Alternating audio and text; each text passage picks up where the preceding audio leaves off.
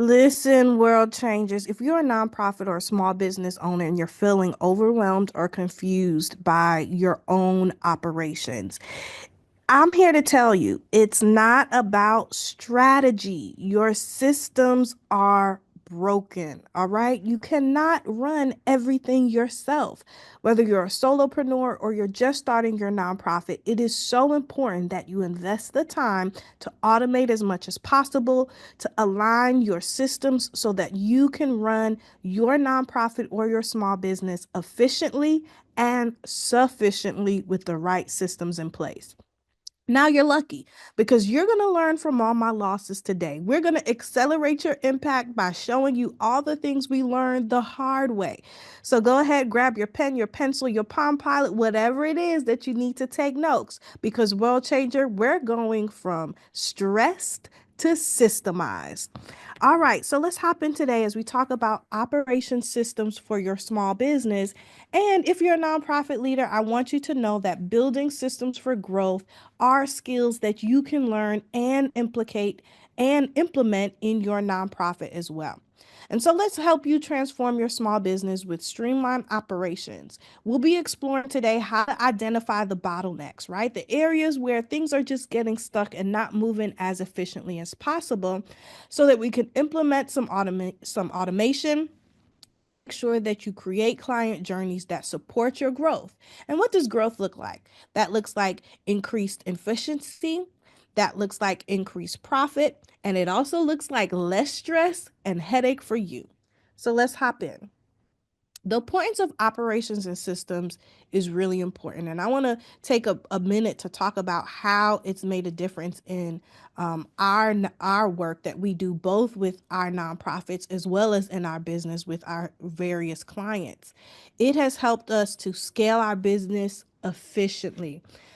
One of the greatest compliments that we get is about how our processes are so easy to use, so user friendly, and makes the client experience better.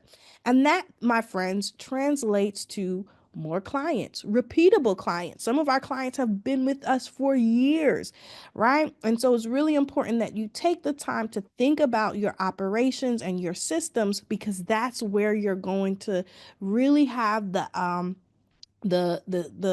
scale in place for your business to grow where you want it to.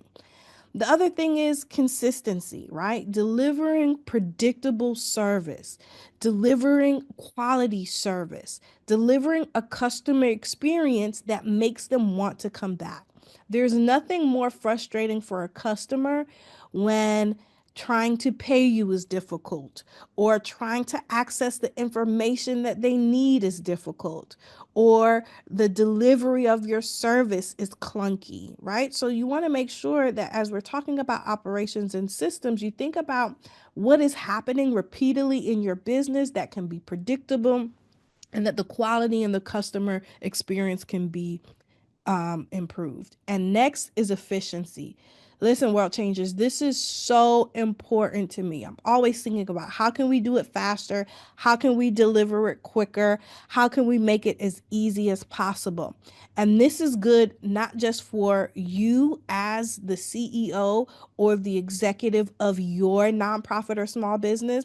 This is also for the clients or customers or ideal audience that you're serving, right? How can we focus on the things that grow the business, that are repeatable tasks that can be automated? Whether it's your email, whether it's how people can get to contact you, whether it's phone, whether it's messaging, whether it's how if you're managing projects, what systems do you use to manage projects so the team as well as your customers and clients can get the information they need efficiently and quickly. All right. So it's so important to know that well designed systems create the foundation for expansion, right? And I like to think about it whatever systems you put in place, not only is it the foundation for your business, but it's also replicable, right? How can I repeat this task over and over again? How can I repeat this success over and over again? And then it makes it more predictable in terms of the various areas that you're looking to grow in your nonprofit or your small business. This way, it ensures consistent service delivery and it reduces waste. And waste can come in the form of time as well as resources. So, what does that mean, world changers? It means you have to take a minute to get out of your business and get on your business. I'm going to say that again. You got to take some time to get out of your business and get on your business. So many of us, particularly if you're a solopreneur, or you're just starting out, or you're laying the foundation for your nonprofit, or that great idea that you haven't quite structured yet, we spend so much time doing the work ourselves that we don't take the time to get up to a higher view and really identify the bottlenecks, right? So I want you to take a minute. Separate yourself from the mundane tasks, separate yourself from the to do list, and I want you to get on top of your business and look down. I want you to take a minute and identify the bottlenecks. Where are the areas where there are recurring delays and frustrations in your current operations? Whether that's a frustration for you, meaning this is a task that I hate to do and I'm putting it off because it's manual and it annoys me. Or is it something that you're repeatedly hearing from your clients? I'm having difficulty with your invoicing, or I didn't get your email, it keeps going to spam, right? Whatever it is, you should know your business well enough to understand where the areas of delays and frustrations are. And then I want you to map that out, right? Make a document with your current workflows step by step. So, everything that you do in your business, I want you to think about it step by step. So, for example, if a client comes to you, I want you to think about it. Where did that client come from? Where did they hear about us? Is it word of mouth? Is it social media or marketing? Did they go to our website first? How did they find our website, right? And then I want you to map out that process. Once they go to our website, what did they do? Did they click a link? Did they send an email?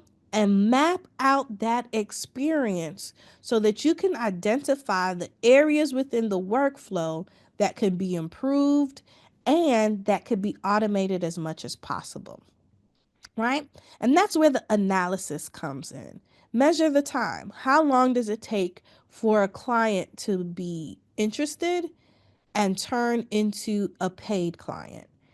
What is the rate of them contacting us for information to scheduling an appointment or actually booking some time with us? However, it is in your nonprofit or small business, analyze and measure the time and the resources for each step of the way. So if you're running ads, how much do I need to spend to acquire one customer? What is the process of acquiring that customer? How much nurturing do I need to do? How long are they on my email list before they convert to a client? All of those things, you have to step out from the busyness of the business to look down and identify those bottlenecks so that you can map them out, so that you can analyze it. And then, based on that data through your analysis, prioritize. Focus on the high impact problem areas first. You might be asking, okay, Nathalie, how do I know something is a high impact problem? If it's affecting your bottom line, if it is decreasing your ability to generate revenue, it is a high impact problem. If it's causing your customers to walk away from frustration, it is a high impact problem.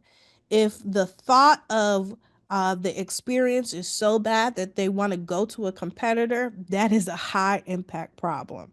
All right. And so bottlenecks are often hidden in manual tasks, approval process, communication gaps, anything that becomes too clunky to overcome rather than streamline. That is definitely a bottleneck that needs to be addressed. And so when you think about key areas for systemization, and this is something that I learned I would say the hard way. Like the hardest thing, particularly as you begin to grow your nonprofit or your small business, is hiring, right? How do you know the right people? And so many times early on, I just, out of frustration, I need someone to help me. Can you help me? Oh, you look like you could do this. I have learned the hard way that until you like create what that job description really is, until you go ahead and take the time to write the standard operating procedures, until you really identify the type of person that has the right skill set, you are not ready to hire. I'm going to say that again, right? Taking the time to put those systems in place to identify the right person, right? And have those things in order, you're not ready to hire. So think about the key places in your business that are not only need to be systemized, but that affect your efficiency as well as your scalability and your profitability. There's nothing worse than spending money on the wrong hire month after month. Okay. Also, you need to think about sales. How are you lead tracking your proposals and your follow ups? The greatest thing we did was create and adopt a new invoicing system. And so for us, we use Honeybook. We will put our link so that you can get a discount and try it out. That, man, 10x our ability, right? So much at first we went back and forth sending invoices. Did you see it? Did you open it? Now we can send the proposal, the contract, and the invoice all at once, and that deposit is made right away in one slam. And that's so good because then we can get straight to work for our clients without the back and forth and negotiation, because we got it right the first time. The next is customer service, support tickets, FAQs, feedback, right? Really understanding your customers' wants, needs, and desires, and giving them as much as possible so that you eliminate some of that back and forth in terms of what they don't know. And so things like customer onboarding, setting expectations up front, um, building out your experiences and replicating them customer after customer. So those processes and those systems are improved. So you have as little bottlenecks as possible as you're working with your clients. The next thing is production, scheduling, quality control, delivery, right? All of those things need to be systemized. And for me, I'm a big person about not just creating the system, but how can we replicate the system, right? So, how can we do this same project or process for our nonprofits, for our local governments, for our small businesses, right? Making sure our production and our quality, whether it's events, whether it's services, is high quality and highly produced and replicable. And last, financing, right? Listen, you don't want to get to the end of the year and you haven't reported the right information to your CPA or whoever is your tax preparer, and definitely not to the IRS, right? So it's very important that you have clean books, that you have systems in place. I would say if you are a nonprofit or small business, refrain as much as possible from using unreliable third party invoice payment systems like Cash App and Zelle. They're not the best in terms of reporting your expenses as well as your income, right? So you want to make sure that you have some kind of system in place so that you can manage your finances as much as possible. And that is something that will pay you back. Trust me, you don't want to get into a place where you're trying to comb through your cell phone looking for different transactions. You want to make sure that you put your systems in place so that your electronic invoicing, your payment systems, your reporting is all streamlined and systemized. You will thank me at the end. Listen, world changers, don't wait till it's too late. Do that right now and set the right infrastructure in your nonprofit or small business, right? So start with those areas that are time consuming. Start in those areas that directly impact your customer experience as well as your profitability. And then I want you to think about tools and apps for your business automation. For project management, you can look at, we use Asana and we love it. ClickUp, Trello. I know some customers who use Basecamp. Think about communication, right?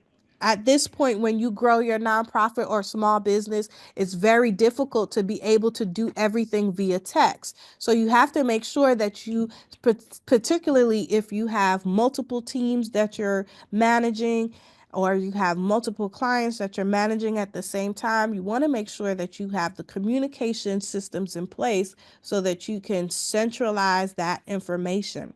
So we also love Slack. You have Microsoft Teams. Zoom has done a good job.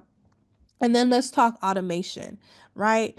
What are you doing to make sure that those repeatable tasks that manually are difficult and clunky to stay on top of can be automated? So using tools like Zapier or Make, which is formerly known as Integromat, and all of those kind of automations. I also know for us, we use things like Kajabi. We also use, like I said before, in terms of our invoicing, HoneyBook. So all of those platforms have automation built in, which makes the what we do so easy and so simple.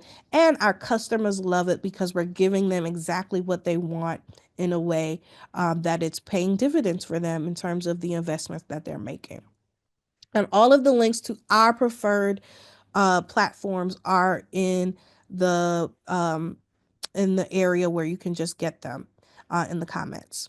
All right, so choose the tools that integrate well with your existing systems that work well for what you're trying to do and for your clients. So let's talk about implementation, right? How are you implementing automation in your business? Start with quick wins, right? The low hanging fruit. What is a simple target? What are your repeatable tasks that you're doing over and over? Start there first and focus on the processes that waste significant time. Okay. Next, I want you to pilot and test it. This is the thing about any automation or any systemization. The hardest part is just setting it up. Once you take the time to think it through, to identify the bottlenecks, to analyze what's going on, and to set your plan in place, the implementation might seem like the burdensome part. But after that, you're just piloting and testing it, gathering feedback, fixing any small issues. But after that, you're rolling it out and you're in the implementation phase and you're training your users and you're finding that, wow, that thing that I stressed about is now easy street, right? And then comes the fun part, which I love to do and geek out about, is measure, right? Track the time that's saved, track how the error in reductions, the increase in customer satisfaction, the improvements. I would say at this point, if you have no systems in place, the best place to start is to aim for a 10% improvement in efficiency in whatever area you have identified as the prioritization. For someone like me, prioritization is always how can we close the gap from a client coming to us, liking us, loving us, to actually paying that first deposit. And so think about how to improve one area in your nonprofit or small business to be more efficient, and each automation initiative that has increased that possibility. All right. The next thing, I think it is so important. I feel like so many people, particularly in your nonprofit or small business, kind of get desperate, right? You are strapped for cash or you've invested so much and you're not necessarily where you want to be, or you're just so frustrated. You're launching this nonprofit or this small business, but you still have your 9 to 5 job. And a lot of people do not take the time to think about and center their client. The more you give to your client upfront, the more you can charge and the easier the experience is going to be for you. I'm going to say that again. The more you onboard your client, the more you think about the client, the more information you give to them, the better the experience they have up front, the easier it is for them to pay and to know the value of what you're offering. All right. So for us, this is our typical client onboarding journey. We have a welcome packet or kick, and we schedule a kickoff meeting. By the time we have this meeting, I've probably already met with them twice. They've already signed they've already seen a proposal, signed a contract, and they've made at least a 50 to 60% deposit. So that means they're invested, they're in. And so this first meeting is, oh my gosh, I'm so glad you're here. We're rolling out the balloons, the virtual balloons, the welcome kit, and we're having a kickoff meeting. I've already gathered enough information, but if I do need to do like an intake to have more specific information, right?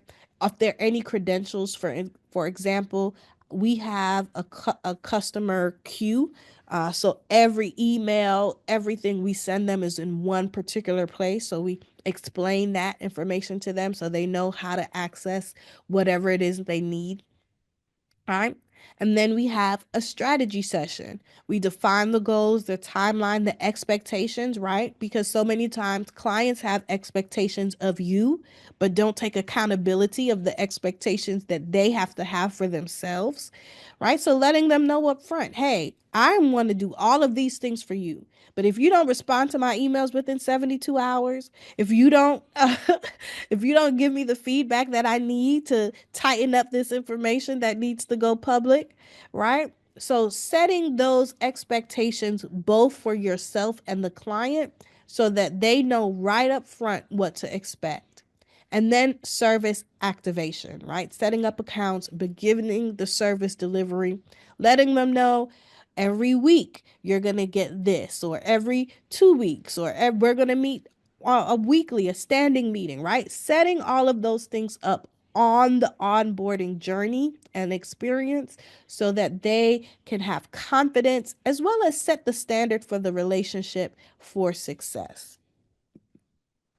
Next, let's talk about creating a client onboarding system. For those of you who heard our process and you're thinking, I don't have none of that, I'm not ready for that, listen, all you need to do is start with documenting your current process, right? Map out exactly what happens from sale to active client. Create some standard templates, right? Whether it's a welcome email, a questionnaire, or a contract. Then I want you to build a client portal. Again, for us, HoneyBook is definitely a game changer that we love and we're really loyal to and has helped us scale to where we are. And it provides a centralized hub for documents and communication. And you can go ahead and click the link to get that. And then four, implement the progress that you're tracking. Use the checklist to ensure nothing falls through the cracks. And then collect feedback, whether it's from your team or from your clients, to make sure that the process is continually refined and it's as efficient as possible. And listen, world changers, the key here is overcoming challenges in implementation. We're not looking for perfection here. We're looking for progress. Okay. And so here are some things that I think you really need to be mindful of as you take this endeavor to move from just having strategy to make sure that your system gives you your ability to have success in your strategy. Resistance to change. You want to make sure throughout this process that you involve your team members early. There's nothing more frustrating than a CEO making decisions without understanding from the granular level for the boots on the ground what is needed, right? You want to demonstrate the benefits clearly with real examples from their daily work, but you also want to make them involved so that they have buy-in, so that there's not resistance to whatever system you're implementing. Start with free, right? There are free things that you can do now or low cost tools so that you can focus on your ROI. I'll give you an example. When we grew the business, the biggest investment we made was a subscription that was about $149 a month. And for us, we had a 900 plus dollar product. And so it made sense, right? But I would not have done that if the product wasn't at the price that it was, right? Doing that for a $99 product wouldn't make sense. Now we still use that particular platform, and what I love about it is that we get dividends now. Now they pay us for the platform, and so it pays for itself and generates income, passive income for us as well. And so I want you to think about that, right? Don't overstretch yourself, right? Investing in systems that you can't afford right now. So think about what is the ROI, right? Calculate it, look at it, justify the investments so that the solutions are robust, but it also helps you meet your bottom line. And then system rigidity. Build flexibility in your systems. Schedule regular reviews. Have conversations with your team. Talk to your clients to see, is it working? If it's not, please be willing to adapt and change based on those business needs. Don't just set it and forget it. Make sure that it makes sense and that you have adaptability and flexibility so that you can meet the goals that you're setting out. The biggest challenge is often maintaining the momentum after the initial excitement it fades. And that's where I think the system rigidity comes in, right? Being adaptable, changing things, um, and being as flexible as possible throughout the process. All right. So let's talk about building your growth. All right. You have to be growth ready. And I say this all the time, particularly for my wealth changers who've been with me since we've been talking about grant writing. I think about systems, if I had to use an analogy, in the analogy that I often use for grant writing. If you get your white paper right, your green paper will be right. If you get your operation infrastructure right, your success and your systems will be right. All right. So the first thing I want you to do is audit your current process. Okay. So this is a review. Audit your current process, identify your current workflows. What are the top three bottlenecks? Select one of those areas, one department, and optimize that area first. Implement your first tool. Start with just one automation tool that addresses a major pain point, and then review and refine and measure the results. Give yourself 30 days. Don't start it and then give up in 3 days, right? Give yourself some time and your team and your client some time to adjust to the new process, and know that you can start today. Even small improvements compound into significant growth over time, right? The greatest compliment we got this week, they were like, man, your team is amazing, so efficient.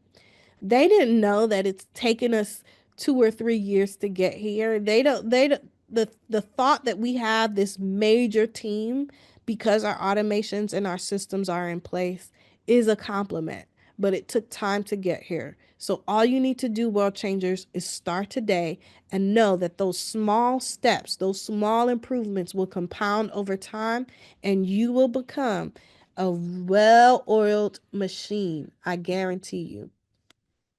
All right, friends. Well, thank you so much for spending this time with us. I hope this has been helpful. Feel free to take a look at the links that we've placed below to help you with your operations and your systems. And these are not things that we're talking about. These are actual systems that we and platforms that we use for our nonprofits and our clients and within our own business ourselves. And also know that you can also schedule a strategy session if you just need 1 hour for a thinking partner, someone to help you to identify those bottlenecks and create some alternative processes and procedures so that your systems operations can improve. Would love to help you to be a part of that and be a part of your success. All right, that's it. That's all. Thanks for spending time with us. And know that your key to success is not just your strategy, but the system in place that you put to get there. Have a good one, world changers.